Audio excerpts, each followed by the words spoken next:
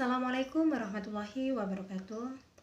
Di sini saya Miranda Agustina dengan NPM 1911090098 dari Prodi Pendidikan Fisika. Assalamualaikum warahmatullahi wabarakatuh. Selamat pagi anak-anak. Selamat pagi, Bu. Gimana kabarnya? Sehat semuanya? Alhamdulillah sehat. Alhamdulillah. Oke anak-anak, sebelum memulai pelajaran, mari kita pimpin doa terlebih dahulu ketua kelasnya. Semua siap? Berdoa mulai. Berdoa selesai.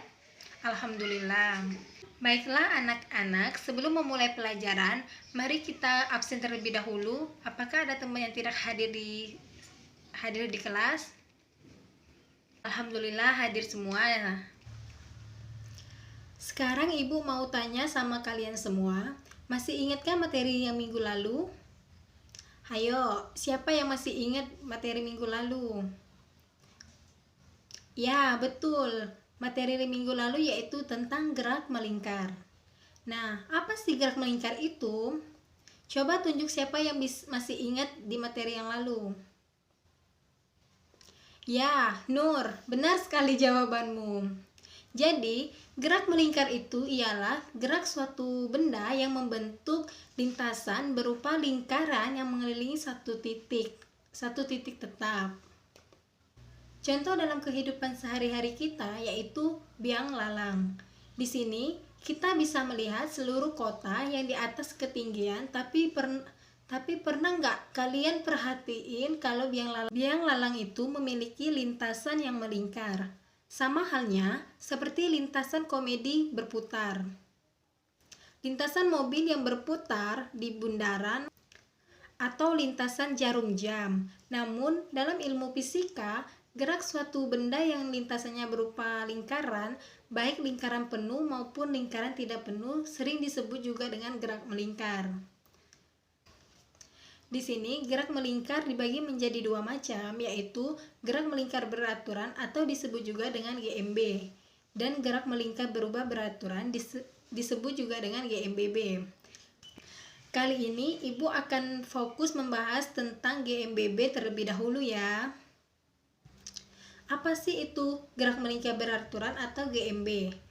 Adalah gerak suatu benda yang menempuh lintasan melingkar dengan kecepatan atau kelajuan yang tetap. GMB merupakan jenis gerak yang mirip namun tidak sama dengan gerak lurus beraturan atau GLBB. Perbedaan terdapat pada jenis lintasannya. Pada GMB lintasannya melingkar, sedangkan pada GLBB yaitu lintasannya lurus. Contoh dalam kehidupan sehari-hari seperti gerak jarum jam. Jarum jam itu bergerak melingkar dengan kecepatan yang tetap. Nggak ngebut-ngebut sih, apalagi berhenti mendadak. Karena berjalannya waktu itu tetap alias sama saja dari hari ke hari. Dalam satu hari ada 24 jam. Dalam satu jam ada 60 menit. Dan dalam satu menit ada 60 detik. Kalau jarum jam memiliki kecepatan yang nggak konstan atau juga berubah-ubah. Yuk simak video berikut ini tentang besaran dan rumus pada gerak melingkar beraturan atau GMB. Kali ini kita akan membahas nih besaran-besaran apa aja sih yang ada di gerak melingkar. Nah, seperti apa? Yuk simak penjelasannya berikut ini. Oke sahabat fisika, apa sih itu gerak melingkar? Ya, sesuai dengan namanya, gerak melingkar itu merupakan gerak yang lintasannya berupa lingkaran. Nah, perlu sahabat fisika ketahui bahwa satu putaran atau satu lingkaran penuh itu sudutnya adalah 360 derajat. Nah, satu putaran itu sendiri itu juga setara dengan 2pi radian. Jadi, 2pi radian itu sama dengan 360 derajat atau 1pi radian itu setara dengan 180 derajat. Nah, di materi gerak melingkar ini ada besaran-besaran apa aja sih yang perlu kita ketahui? Oke sahabat fisika, pada gerak melingkar itu ada beberapa besaran-besaran yang perlu kita ketahui. Yang pertama ada periode dan frekuensi. Nah, periode itu apa sih? periode itu merupakan waktu yang dibutuhkan untuk melakukan satu kali gerak melingkar atau melakukan satu putaran. Nah, atau kalau dirumuskan periode itu dirumuskan T sama dengan T per N. Dan frekuensi, apa sih itu frekuensi? Frekuensi itu merupakan banyaknya putaran yang dilakukan dalam satu sekon. Jadi banyaknya putaran dalam satu sekon itu disebut dengan frekuensi, atau kalau dirumuskan F sama dengan N per T.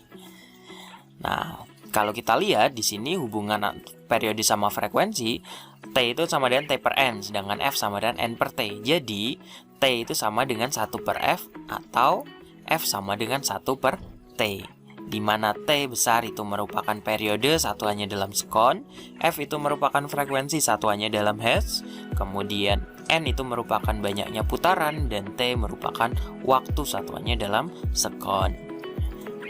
Nah, selain periode dan frekuensi, ada besaran lain apalagi sih pada gerak melingkar? Nah, pada bab sebelumnya kita sudah belajar mengenai gerak lurus.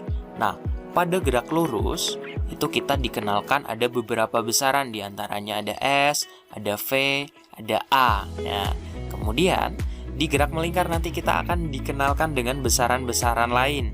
Ada theta, ada omega, ada alfa. Nah, apa sih hubungan antara S sama theta, V sama omega, A sama alfa? Nah, oke, hubungannya adalah sebagai berikut. Nah, di mana dari sini S itu merupakan theta dikali R, V itu sama dengan omega kali R, dan A itu sama dengan alfa dikali R.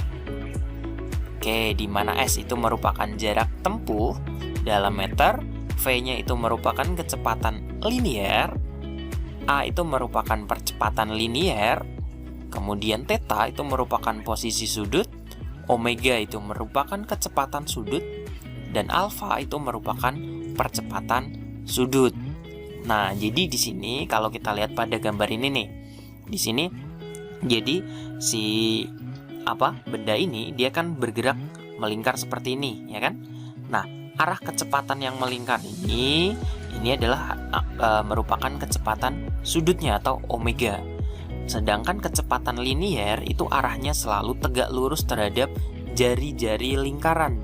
Jadi ketika misalnya ini kita anggap ini kan dia geraknya arahnya berlawanan dengan arah jarum jam. Ketika dia berada di posisi ini, maka arah kecepatan liniernya atau arah V-nya itu dia ke atas seperti ini. Ketika misal dia berada di atas ini, berarti dia tegak lurus sama jari-jari, dia arahnya ke kiri. Ketika dia berada di sini, dia arah V-nya ke bawah. Ketika dia berada di bawah, arah V-nya dia ke kanan. Sedangkan arah kecepatan yang melingkar ini itu arah kecepatan sudutnya. Begitu juga dengan arah percepatan sudut dan percepatan liniernya gitu. Nah, yang perlu diketahui lagi sahabat fisika di sini untuk omega atau kecepatan sudutnya, tadi untuk R-nya adalah jari lingkarannya ya. Kemudian untuk omega itu sendiri itu bisa kita cari dari persamaan omega sama dengan 2 PF, di mana F-nya itu merupakan frekuensi gitu. Nah, selain ada S, V, A dan lain sebagainya ini, nanti kita juga akan mengenal besaran lain, diantaranya ada percepatan sentripetal. Apa sih itu percepatan sentripetal? Nah, sesuai dengan namanya, sentripetal itu berasal dari kata center. Center itu artinya pusat. Nah, percepatan sentripetal itu merupakan percepatan yang arahnya selalu menuju ke pusat lingkaran, di mana percepatan sentripetal dapat dirumuskan AS sama dengan V kuadrat per R. Nah, di sini kalau ada percepatan sentripetal, maka di situ juga ada yang namanya gaya sentripetal, yaitu gaya yang arahnya selalu menuju ke pusat lingkaran atau F seperti ini. Ini adalah gaya sentripetalnya, yaitu gaya yang arahnya selalu menuju ke pusat lingkaran. Nah, kita ingat persamaan dari hukum Newton bahwa F itu kan sama dengan M kali A. Berarti kalau gaya sentripetal atau Fs yang sama dengan M dikali AS, atau percepatannya adalah percepatan sentripetal. Sehingga untuk mencari gaya sentripetal itu juga bisa dirumuskan Fs sama dengan M dikali V kuadrat per R gitu. Nah, oke sahabat fisika. Nah, di sini untuk AS-nya itu percepatan sentripetal, satuannya dalam meter per sekon kuadrat. Kemudian Fs itu merupakan gaya sentripetal, satuannya dalam Newton. Kemudian M-nya adalah massa benda, satuannya dalam kilogram. V-nya merupakan kecepatan linier, satuannya dalam meter per sekon. Dan R merupakan jari-jari lintasan, satuannya dalam meter gitu. Nah, biar lebih jelas, yuk kita lihat contoh soal berikut ini. Sebuah benda bermasa 1 kg berputar dengan kecepatan sudut 120 rpm. Jika jari-jari putaran benda adalah 2 meter, tentukan percepatan sentripetal dan gaya sentripetal gerak benda tersebut. Oke sahabat fisika, dari soal ini berarti sudah diketahui apa aja nih? Oke, ada massa, M-nya sama dengan 1 kg, kemudian dia berputar dengan kecepatan sudut atau omeganya 120 rpm. Kemudian jika jari-jari putaran benda adalah 2 meter atau R-nya itu 2 meter, tentukan percepatan sentripetal yang ditanyakan, percepatan sentripetal atau AS dan gaya sentripetal atau Fs-nya. Nah, oke sahabat fisika, di sini dari besaran yang sudah diketahui ada M, ada omega, ada R. Itu satuannya di situ untuk omega masih dalam rpm. Nah, rpm itu apa sih? Nah, rpm itu singkatan dari rotation per menit atau rotasi per menit. Jadi 120 rpm itu sama dengan 120 rotasi per menit. Rotasi atau putaran. Jadi 120 putaran per menit. Nah, kalau kita ubah ke satuan SI-nya atau dalam radian per sekon, ingat satu putaran atau satu rotasi itu kan sama dengan 2pi radian. Jadi 120 rotasi per menit itu sama aja dengan 120 dikali satu rotasi atau satu putaran kan 2pi radian per menit. 1 menit itu 60 sekon. Jadi di sini 120 dikali 2pi radian per 60 sekon. Atau 120-nya boleh nih kita bagi sama 60 kan tinggal 2 kali 2pi. Jadi nilainya 4pi radian per sekon, itu untuk omega atau kecepatan sudutnya.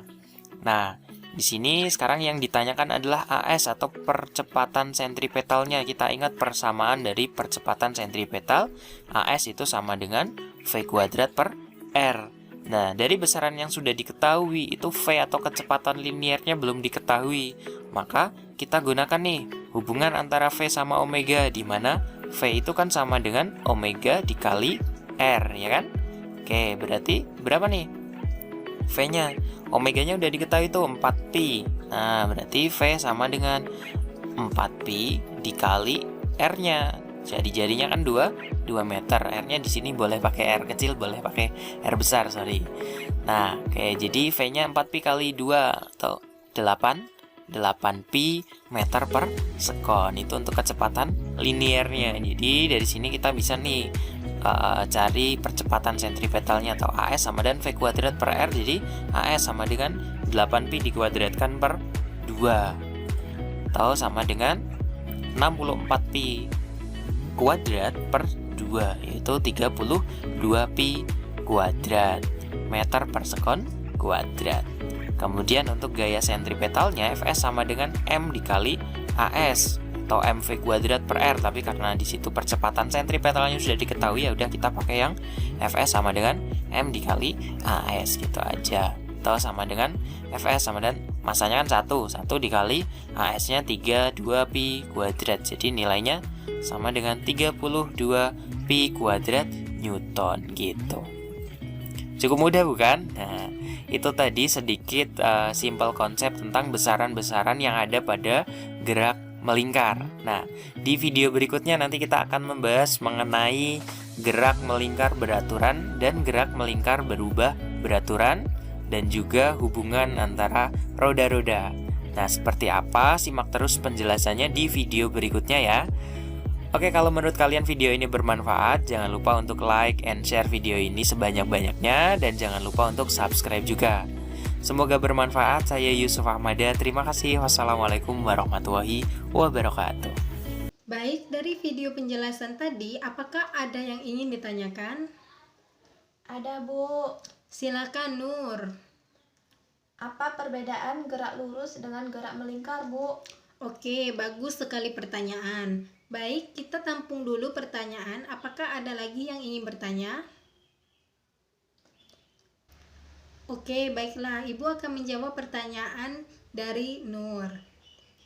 Apa sih perbedaan gerak melingkar dan gerak lurus? Gerak lurus yaitu perubahan posisi suatu benda pada lintasan yang lurus. Sedangkan gerak melingkar merupakan perubahan posisi suatu benda pada lintasan gerak melingkar. Dari penjelasan Ibu, apakah masih ada yang kurang jelas? Alhamdulillah, sudah cukup jelas, Bu. Alhamdulillah paham semua ya. Oke. Paham, Bu. Cukup sekian dari pembelajaran kita hari ini. Kita akhiri. Wassalamualaikum warahmatullahi wabarakatuh. Waalaikumsalam warahmatullahi wabarakatuh. Sampai jumpa di minggu depan ya anak-anak. Sampai jumpa.